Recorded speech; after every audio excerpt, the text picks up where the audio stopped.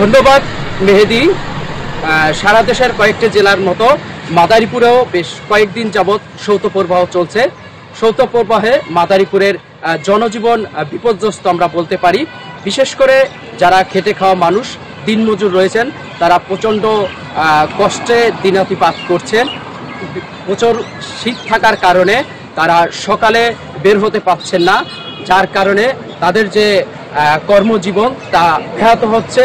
পাশাপাশি তাদের স্বল্প আয় হওয়ার কারণে তাদের যে প্রতিনিয়ত যে জীবনযাপন সেখানেও ব্যাপকভাবে তারা ক্ষতিগ্রস্ত হচ্ছে। এছাড়া প্রচুর শীত হওয়ার কারণে যে স্থানীয় মানুষ সন্ধ্যা হলেই ঘরে ফিরে যান, যার কারণে দিনমজুর বিশেষ করে রিক্সা চালক যারা রয়েছেন তারা যে যাত্রী পাবেন সেটার সংখ্যাও অনেক কম।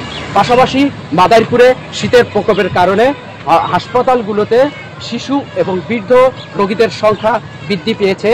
আজকে সদর হাসপাতালে আজকে সকালে শুধুমাত্র শিশু ওয়ার্ডে ভর্তি রোগীর সংখ্যা রয়েছে 27 জন।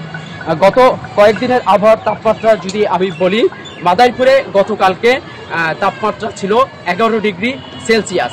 আজকে তাপমাত্রা সামান্য একটু বৃদ্ধি পেয়ে আজকের মাদারীপুরের তাপমাত্রা রয়েছে 11.03 ডিগ্রি সেলসিয়াস এবং বাতাসের আর্দ্রতা রয়েছে 95%।